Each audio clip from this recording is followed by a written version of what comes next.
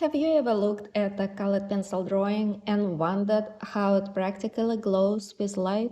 What if I told you that you could transform flat paper into a stunning illusion of three-dimensional form by mastering the subtle art of light with colored pencils? Hello, my friend. Welcome to my studio. My name is Veronica, and today I'm going to share some inspiration and techniques using colored pencil. Let's go. Prepare to elevate your art to a whole new dimension, making every stroke count in building breathtaking textural realism. And here are some art materials I often use. They include Bristol vellum paper or toned paper like Canson Caroline, a mix of professional colored pencils such as Derwent Lightfast, Polychromas, some Prismacolors, and Pablos. I always place my paper on a hard surface because it affects the quality of my shading technique.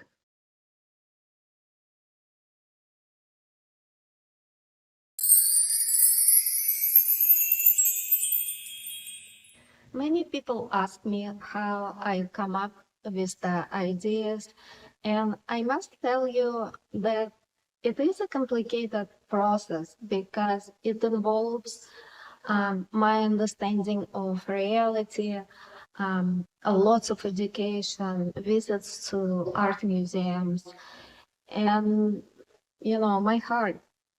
When I travel, I take lots of pictures and then I store them in separate folders. So when I have an idea, I flip through my pictures and take some of them out, thinking of the light and a composition that I want to have.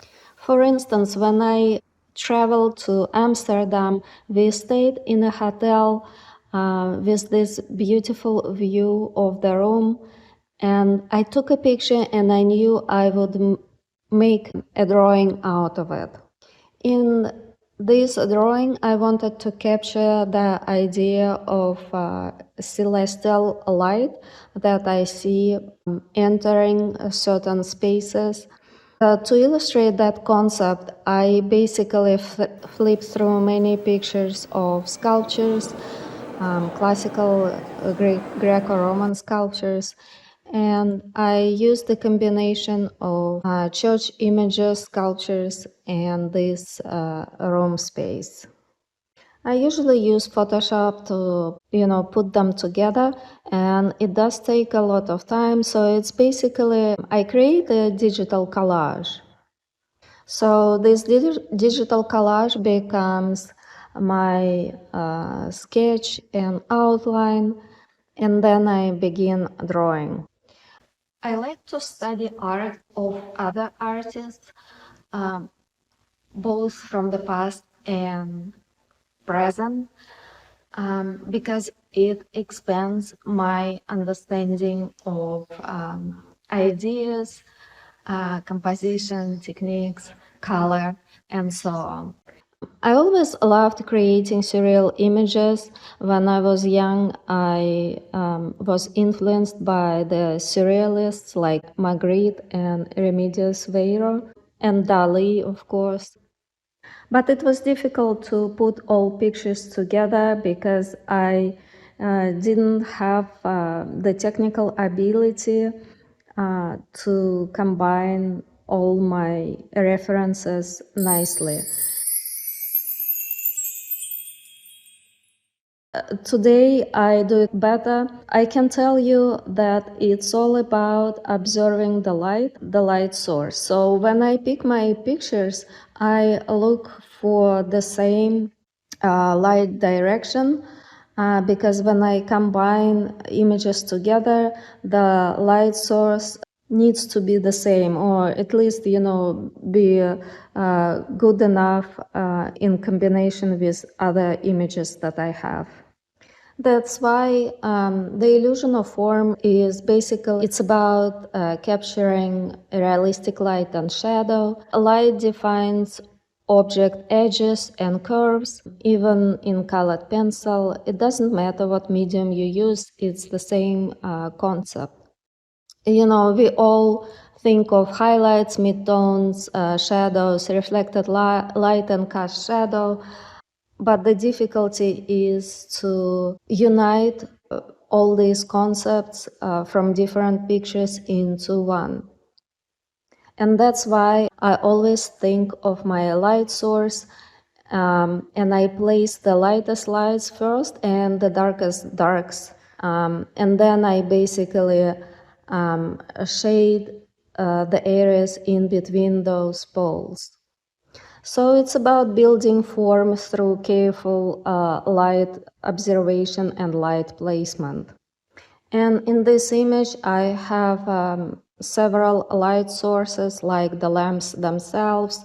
Also, they cast shadows and glow on the figure and the wall. I wanted to place a lot of light on the hand as well. And it was important for me to find this particular reference with the same light direction. Color pencil drawing is about mastering advanced layering and pressure techniques to achieve an incredibly realistic interplay of light and shadow.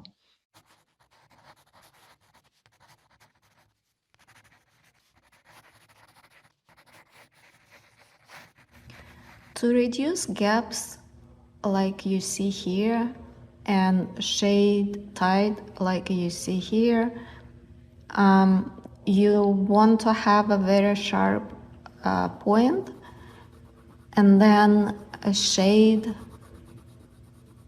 by overlapping the color all the time. And see, I don't have a gap between these two values. I shaded so tightly next to the outline that it seems to be fused, as opposed to this area, for example. Depending on the area you are working on, you change your stroke. Sometimes it's just up and down stroke for me over here because I want this to be in the background, but oftentimes I do some cross hatching to get rid of all these gaps.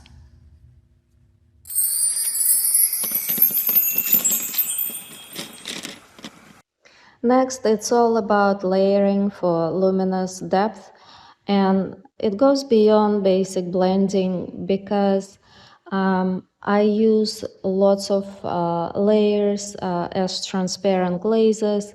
I cross hatch for texture, and I also burnish for intense color.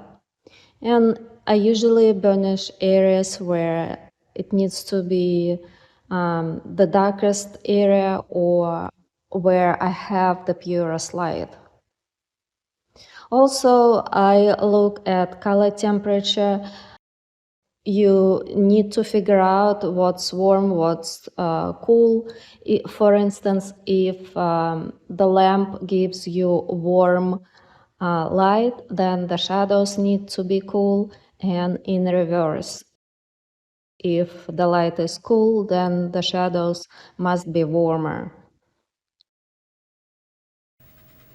See, when I move up close, you can see different layers applied over the finished one, and then it shows a beautiful play between warm and cool color. And I also like to shade in different directions to cancel out the lines. And so I build up light and shadow gradually to create a seamless transition and avoid harsh lines.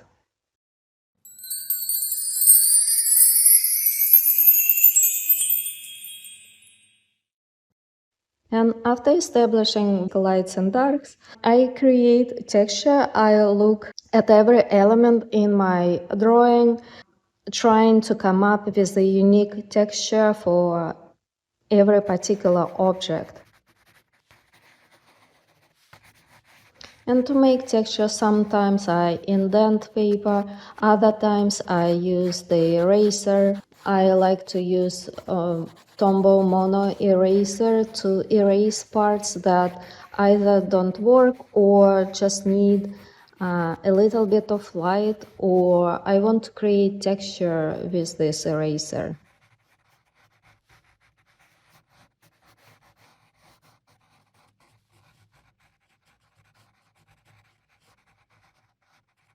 I also manipulate pencil pressure to create varied texture, from smooth skin to rough texture of the wall.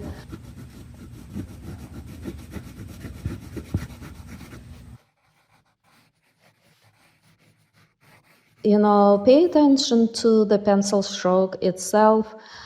Is it up and down, or is it horizontal, vertical, sideways?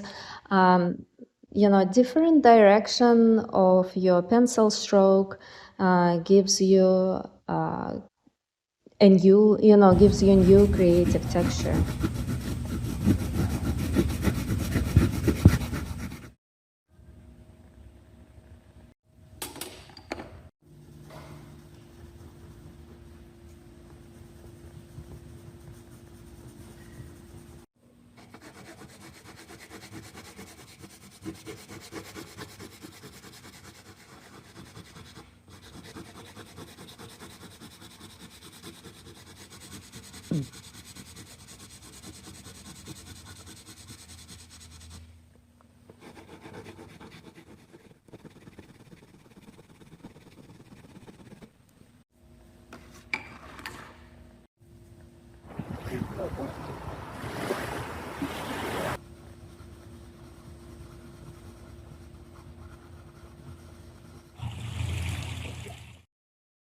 And finally, it's important to get up and look at your art from the distance to see if all elements connect, if you want to strengthen the light or deepen the shadows.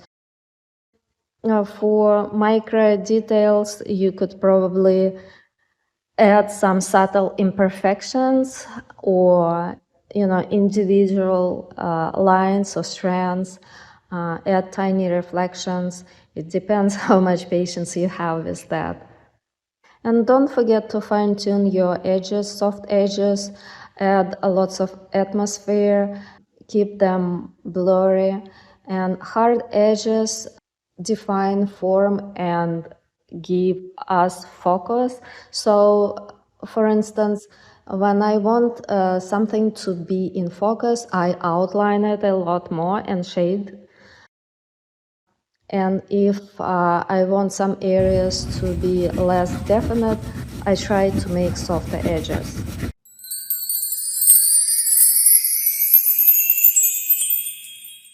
And let's bring it all together. So first of all, pay attention to the light source in every picture you choose to create a collage.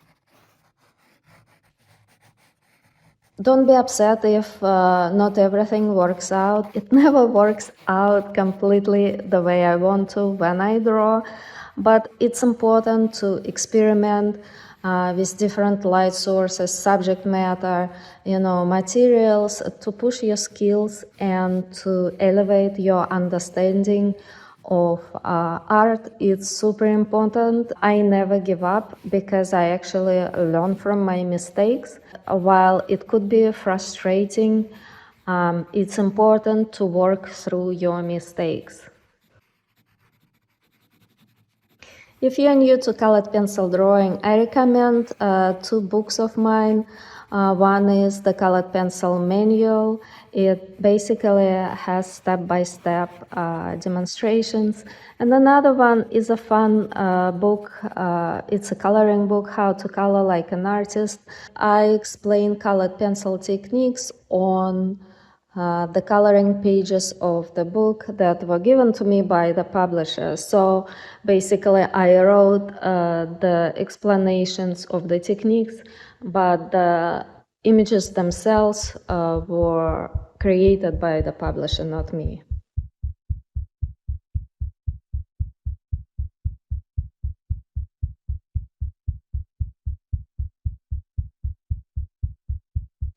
And I appreciate you being a subscriber to my channel. It really means a lot. If you have questions or suggestions about future videos, just post them in the comments below. I read through them and I can decide on my next video for you.